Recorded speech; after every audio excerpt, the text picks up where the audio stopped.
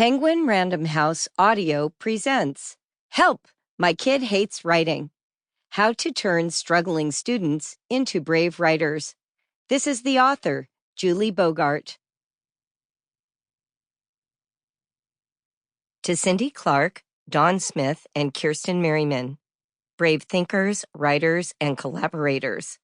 My bottomless gratitude for the gift of each of you in my life and work. To my mother, Karen O'Connor, my first and best writing teacher, who passed away right as this book went to press. I love you, Mom.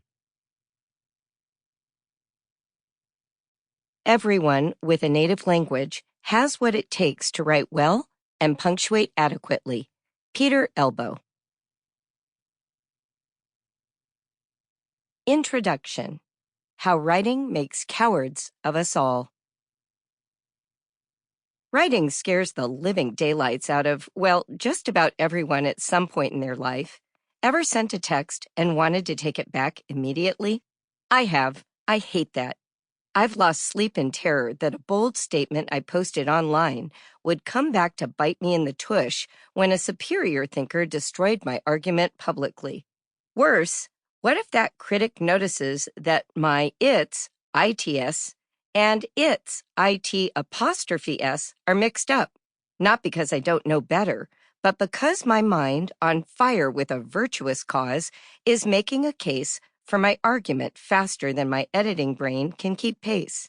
Does this happen to you too? I knew it. When the internet was new, my peer group was shocked to discover that the people we thought we knew and liked were, sadly, blockheads. Their writing betrayed them. We had access to their innermost thoughts, and many times we didn't like what we found. Suddenly, we all wanted to set each other straight. You can't believe the online bloodbaths I witnessed between stay-at-home moms, for instance. They insulted each other over which loving, devoted mother was ruining the planet faster, Pampers parents or cloth diaper service subscribers. This was a real debate that led to brutal written attacks. The keyboard warrior was born. In other words, my generation invented trolling. You're welcome. What about you? Maybe you screwed up your courage to write a note to your crush in 7th grade. Do you like me? Check yes or no. Maybe you turned in a college paper confident you did a great job, only to earn a disheartening B- for no clear reason. Maybe you're haunted by a vague fear that someone will discover you don't know how many C's and M's are in the word accommodate. Guilty. When we speak, we get to say, and that's not what I meant, and sorry, let me try again. But put what you think in writing and look out. You're on the hook for perfect accuracy, from spelling to facts to grammar. Today, the stakes for writing are both lower and higher than ever. They're lower because we live in a glut of writing.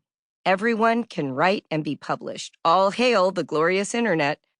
Whether you post comments on a news website, compose fan fiction, or write a horticulture Substack with tips for tending ornamentals, readers who share your interests will find and read your writing. You don't need an agent or a traditional publisher to get your words to the marketplace. In fact, in the 21st century, more human beings are writing for publication, or readers, than in the history of the world. Cue choirs of angels. On the flip side, the stakes for writing are higher than ever before. Yes, you can reach an audience easily, but for the first time in history, you'll also get that audience's immediate reaction to what they think about your qualifications to write about that topic. Everyone is a smug critic of grammar, spelling, punctuation, opinions, and ideas. Public writing sometimes feels like drunken axe throwing. Self-righteous, ill-prepared taunts get flung at the writer, followed by piling on in the form of likes and comments from the crowd. Even bad writers are self-appointed critics of other people's better writing. It's infuriating. And don't get me started on AI. Or do get me started. What's to be done about artificial intelligence whipping up a complete draft of my ideas in seconds, typing the words in real time in front of my eyes, applying the correct formatting with nary a grammatical error before I finish my cup of tea. It's nearly impossible to resist the assist for many of today's writing tasks. It would be like saying no to calculators or Photoshop. There's no going back either. Remember when electricity took the world by storm? Lamplighters were destined to lose their livelihoods no matter how much we romanticized candles over light bulbs. Maybe we're at the end of an era. Is the physical act of writing our own thoughts destined for the waste bin of history? Today, like Elle Woods from Legally Blonde, many of our students will create video essays for their college applications instead of writing them. Will AI take over texting, emailing, and online game chatting too? Is poetry to be written by robots? Will TV shows, movies, plays, and novels use artificial intelligence to steal writing styles from successful authors rather than hire people to do the job? Never in our history have we successfully built a tool that is creative in the way humans are. Is that what's happening here? Honestly, it's refreshing to see how alarmed everyone is. It shows we value the combination of writing and humanity. We're literally saying the thoughts in my head have to be and are more valuable than what a computer can generate. Still, every educator and parent ought to be asking, why in the HE double toothpicks should our kids learn to write from scratch when they resent it so much and artificial intelligence can do it for them? I mean, really. Children and teens tell us all the time how much they hate writing and that they don't have anything worthwhile to put on the page.